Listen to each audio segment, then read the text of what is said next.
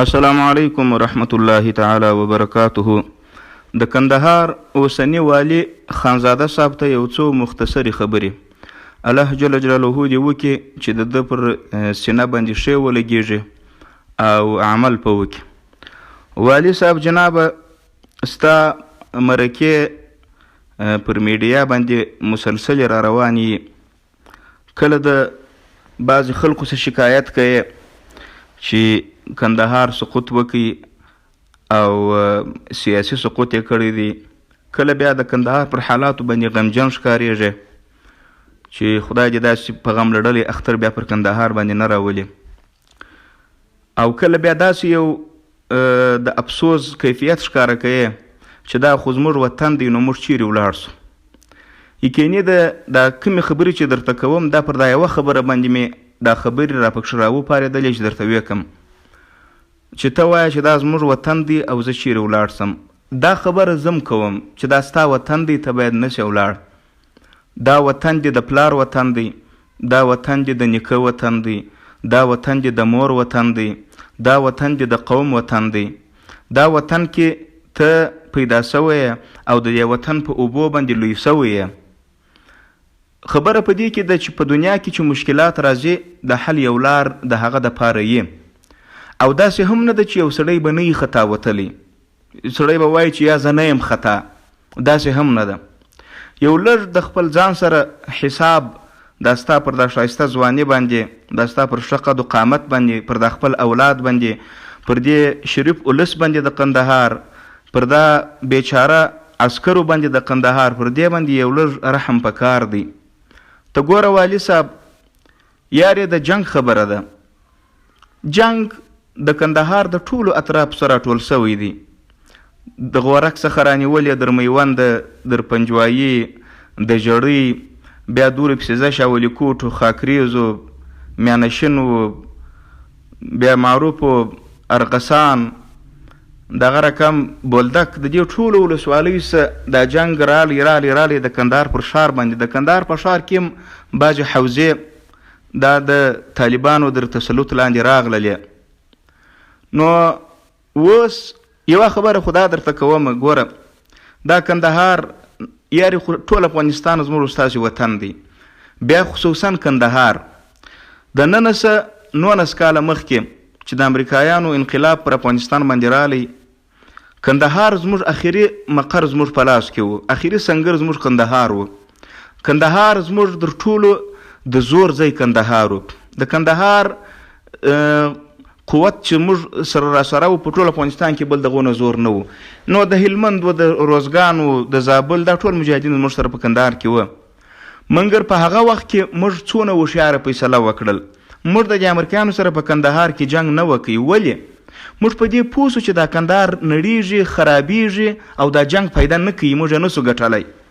نو موږ د هوښیارۍ او د حکمت څخه کار واخیستی. د افغانستان اسلامي امارت مجاهدینو طالبانو دا کندهار په ښه انداز کې و دې خلکو ته ور تسلیم کړي، ټوله شان مو ورپرېښول. صرف د میدان په طرف کې عرب مجاهدین چې وه هغو جنگ وکړي، د بعضې عسکرو سره یې جنگ وکړي، درې وخته پورې هغه بل چا نه دی ورسره کړی. نو اوس ته یو هوښیار سړی معلومېږه، یو په خبره باندې پوه معلومېږه، یا به دې هفته په کندهار کې د ولایت پاتې، یا به دې 2 پاتې، یا به دې 10 ورځې پاتې. دغه دی دا د جنگ کار دی، کله کله په 2 شوه ورځو هم چې ماته ګډه سي بیا نه سي راګرځېدلی. ته به درې خبرې نه سې تېر، و ما په کندهار کې سر نه کوي ټیټ. دا په کندهار کې زه تا ته نه وم چې ته سر ټیټ که، زه وم ته حق ته سر ټیټ که.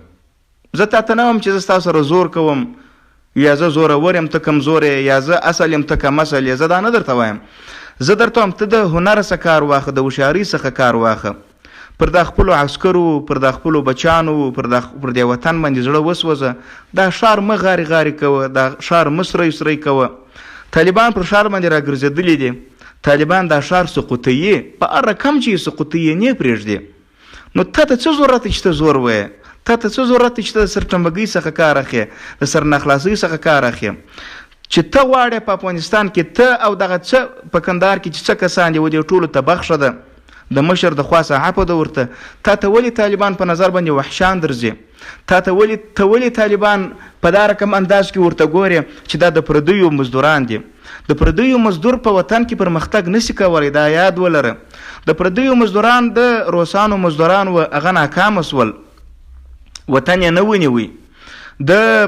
د امریکایانو سره چې څوک په طرف کې ولاړ ول د هغو څه حال دی ته اوس ورته وګوره. دا په هغه سب کې تم راغلی.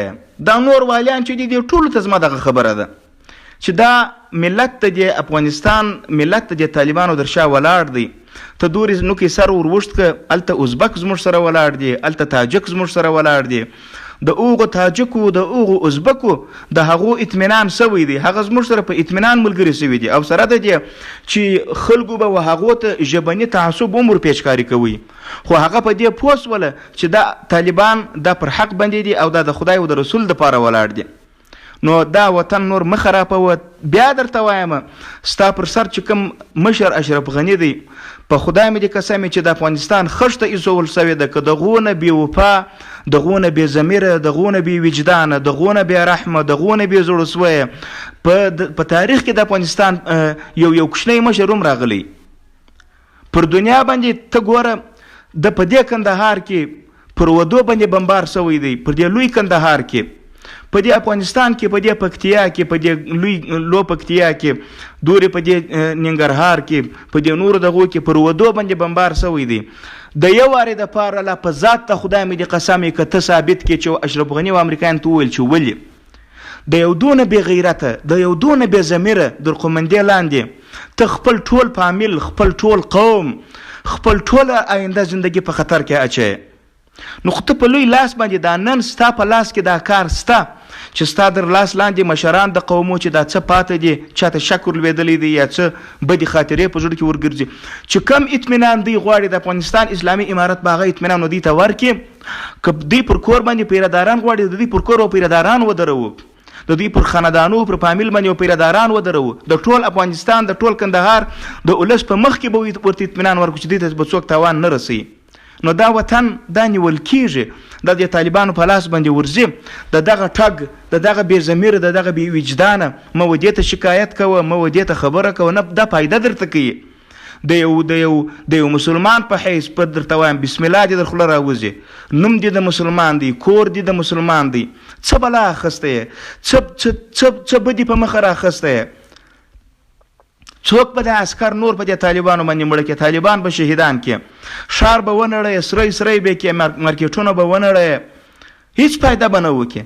ته به د یو ناکامه نامه سره د کندهاره ووځې او په دې کې ته نه یې ناکامه. ګوره تا خپل پره زور ووالئ، تا خپل پره وس وکئ، د کندهار ټولې ولسوالۍ سقوط سوې. نو چې تا خپل وس در پایه وکئ، نن دا حق ته لرې پر دې وطن باندې چې پر دې وطن باندې غږ وکړې چې د وطن مشرانو دا پیدا نه کوي، دا موږ ودیواله ته سر نیولی دی او موږ پالتو بې ځایه پر نفس، پر وچ نفس سره تللی یو. نفس پیدا نه کوي، نفس در پښو لاندې که، غرور پیدا نه کوي. دا ستا وړونه دي، دا د دې وطن خلک دي، دا په یوه اتفاق دی د امریکایانو سره 20 کاله جنګ کړی دی، 20 کاله مسلسل. دا در دې دونه ظلمو درته تېرېږي چې پر موږ چاپې ووهل سوې، بندیخانې ډکې سوې په موږ باندې، اوس مو بندیان دي. ته ورته ګوره دا دونه بې ضمیره انسان دی، دی بندیان د افغانستان د اسلامي امارت بندیان دی، وایي دا زه نه ایله کوم یا پر 15,000 کسه بندیانو باندې زه پښیمانه یم. نو دا بندیان خو ستاسې ایله کېږي، دا خو که نن نه یې سبا پر تا باندې دا کډي راتنګېږي. دا افغانستان ټول خلک شاهدان دي، ته به وګورې چې دا ولایتونه څنګه سقوط کوي. غیرتمن سړی و، جرأتمن سړی و، هوښیار سړی به هغه چې د آینده فکر د ځان سره ولري. د دې طالبانو مخه امریکایانو نه ونیول، ناټو نه ونیول.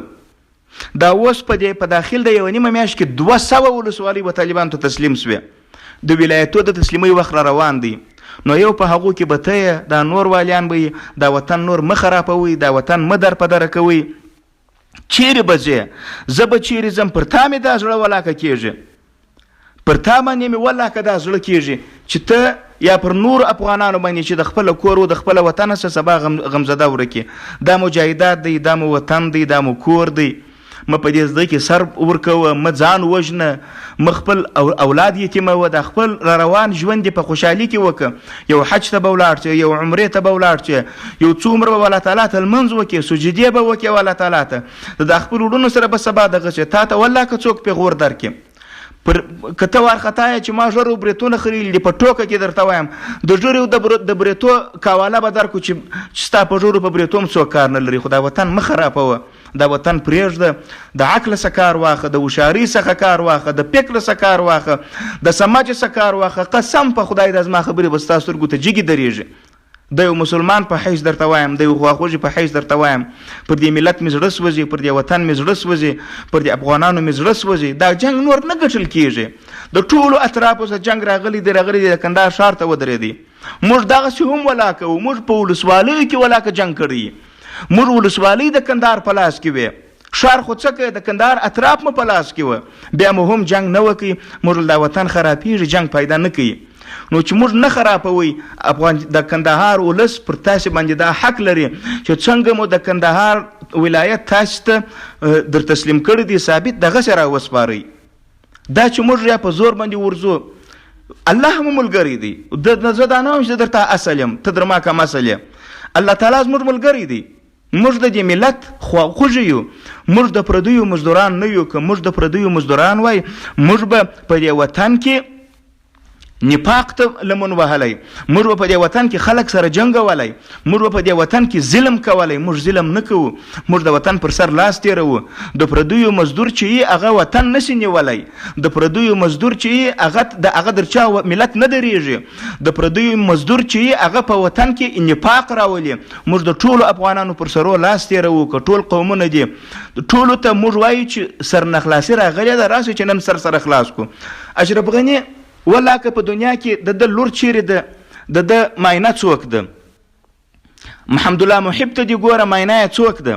په یو عکس کې مې ولیدل، که د چا خوښ دی د عکس به زه ور واستوم. یو امریکایي پر ټویټر باندې د حمدالله محب د معاینې عکس ښکاره کړی دی چې په میامي ایرپورټ کې میانمي دی د امریکا، چې په 2 سنه کې دا د ښځه د یو امریکایي سره د هغه یاره ده، دا ګرل فرینډ چې ورته وایي په انګریزي کې. تو خو په د ګرل فرینډ پوهېږې، دې ګرل فرینډ یار درلودی. زما حمدالله محب دونه بې غیرته، بې وجدانه، بې ضمیره انسان دی. د ښځې د امریکایانو سره یاري کړې ده، نن هغه معاینه ده وکړل. په ټول افغانستان کې د ښځه د معاینه نه پیدا کېدل، د معاینه ګرل پرنټ کړی دی، د امریکایي سره یاري کړې ده، نن د واده ته ناسته ده. د دغه بې ضمیره و د دې څه به ته څه ګیله وکړې؟ دا پر دنیا باندې بیا دغه ماسیه وه چې خبرې پر خلکو خرڅوي، پر خلکو باندې د لاسو شورول خرڅوي، پر خلکو باندې خپلې اشارې و کسمادري خرڅوي. نو دا یو محدود کسان دي. نن اشرف غني ټګ را ولاړ سو، یو وخت یې بل ورځ هم داسې کار وکړي، و خپلو عسکرو ته ووایي دا یو څو د شاوخوا چې پر ده باندې یې کلمې ویلي دي، پر خدای او پر رسول یې کلمه نه ده ویلې، پر اشرف غني یې کلمه ویلې ده، یا د قوم په خاطر یا د ولسوالۍ او د ولایت په خاطر باندې. د خدای څخه نه بیریږي، خدای او رسول یې در شا هېر کړی دی. دغه دی هغه ته وایي یو څو توغندۍ راوغورځو، دی ټک ولاړ دی پر لمانځه باندې، دی دونه غیرتمند دی. نو خدای په دې خبر دی چې دا توغندۍ یا دې راغورځوي، توغندۍ یې را شاټ کړې، پر نور عوام تېر کړي، دغسې ټک ولاړ دی. نو خو ده ورته ویلي دي د دغه ټګ، د دغه شیطان، د دغه منحوسې څېرې در امر ته لاندې، او په ټول افغانستان کې 1 میلیون رایې هم نه دي ګټلي. نو دا جنگ نور پیدا نه کوي. دا مو د ورورګلوۍ یو د توصیې خبرې دي. دغه دا وطن و د مجاهدینو ته ور تسلیم که، دا به ستا خیر دا ټولو کمندانانو و د مشرانو د خلکو ته ووایست چې نور پیدا نه کوي. دا به ستاسو د خپل ځان سره احسان یې، د خپل اولاد سره به مو احسان یې، د خپل آینده سره به احسان یې. طالب یوازې په کندهار کې نه دی، طالب پر هلمند را ګرځېدلی دی، طالب پر زابل را ګرځېدلی دی، طالب پر بدخشان را ګرځېدلی دی، طالب پر کندوز را ګرځېدلی دی، طالب پر شبرغان را ګرځېدلی دی، طالب پر بلخ باندې را ګرځېدلی دی، طالب پر تقار را ګرځېدلی دی، طالب په پکتیا کې دی، طالب په جلال آباد کې دی، طالب په زابل کې دی، طالب په وردګو کې دی، طالب په ټول افغانستان کې دی. ته څنګه سر نه خلاص سړی؟ ته ولې سر نه خلاص یې؟ دا نه په ولاکه په مرګ خلاصېږي، نه ولاکه په مرګ باندې دا چا مات کړي دي. دا 20 کاله امریکایانو زور باندې ولې به د طالبانو هیڅ نه وکړل چې څونه یې شهیدانول، هغونه دي نور ډېر سول. نو ته څونه سرنه خلاصه سړی د خپلې آیندې دپاره ښه فیصله وکړه. دا مو د هر افغان ته و هر مسلمان ورور ته دا توصیه ده. والسلام علیکم ورحمة الله تعالی وبرکاته.